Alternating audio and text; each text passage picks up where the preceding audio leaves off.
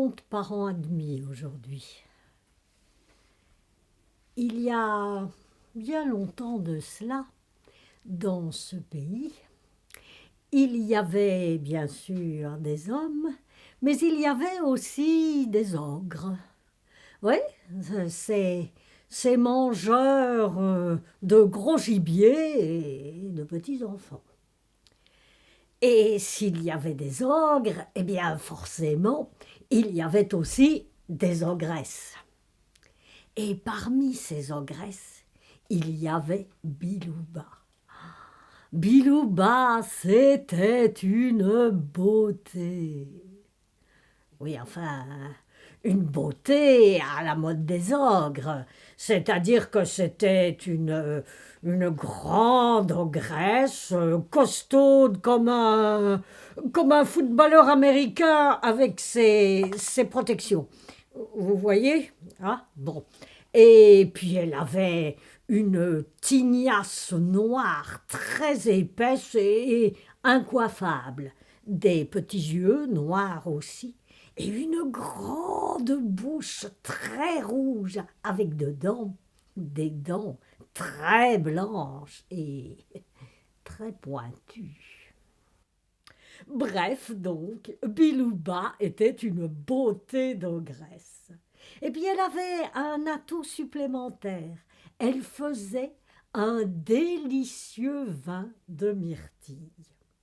Bref, tous les ogres étaient à ses pieds, et tous venaient lui faire la cour, lui apporter des cadeaux.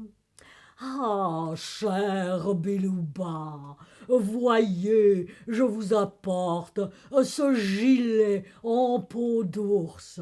Oh, cet ours, oh, je l'ai traqué des jours et des jours, et je l'ai approché lentement, et puis, un soir, je l'ai attaquée, ah, elle s'est défendue. Voyez la cicatrice que j'ai là sur le torse.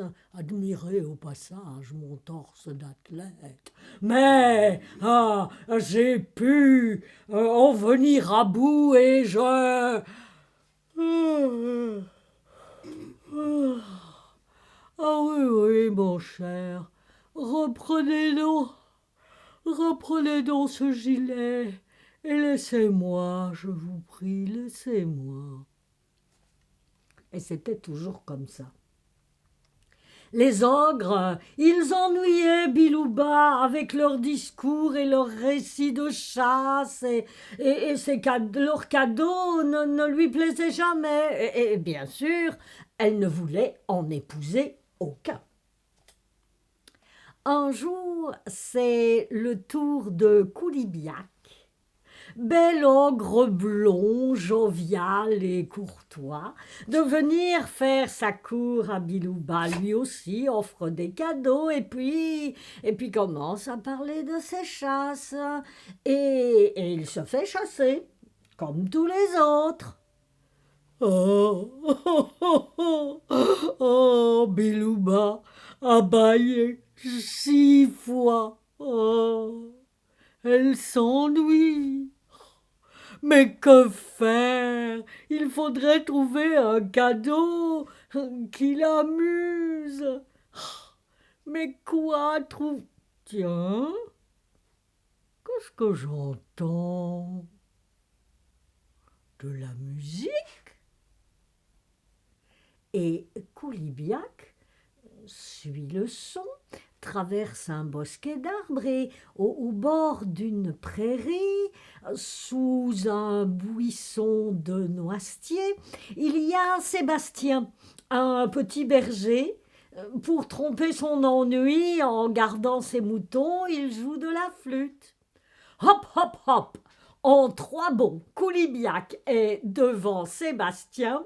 Cric, il ouvre sa besace, crac, il y enfourne Sébastien son bonnet et sa flûte, et hop, hop, hop, hop, hop, en 4 bonds, le revoilà devant Bilouba. Ah, Bilouba, ma chère, voici un nouveau cadeau pour vous, un berger à musique. Quand vous en aurez assez de l'écouter jouer, eh bien, vous pourriez toujours le croquer, n'est-ce pas?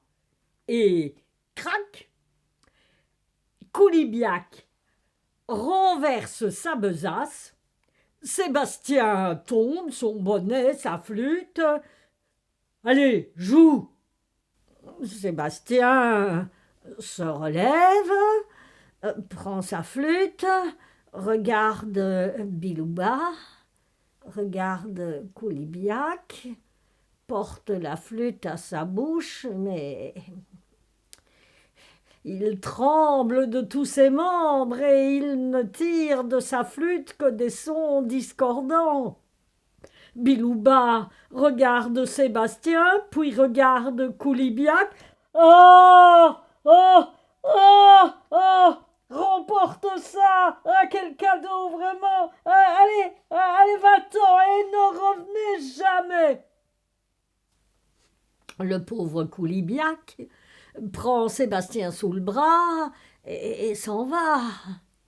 Mais enfin, pourquoi tu ne lui as pas joué un de tes jolis airs à Bilouba? Oh, oh bah, je voudrais bien vous y voir, vous. Hein? Moi, je sais pas jouer hein, quand j'ai peur comme ça. C'est pas possible. Mais j'ai compris maintenant. Et je peux vous aider, mais il faut que vous promettiez de pas me manger. Hein? Mais vous verrez, Bilouba, elle sera contente. Oh, oh, oh bah oui, alors je promets, hein, personne ne te mangera. Bon, qu'est-ce qu'il faut faire? Et Sébastien entraîne Coulibiac dans une clairière bien à l'abri. Quelques jours plus tard, chez Bilouba, un nouveau prétendant est là. Alors il offre des œufs d'autruche, des plumes de paon et, oh, regardez, un bracelet en poil d'éléphant. Ah, c'est que vous savez, je suis allé en Asie, et là, j'ai chassé un tigre terrible qui...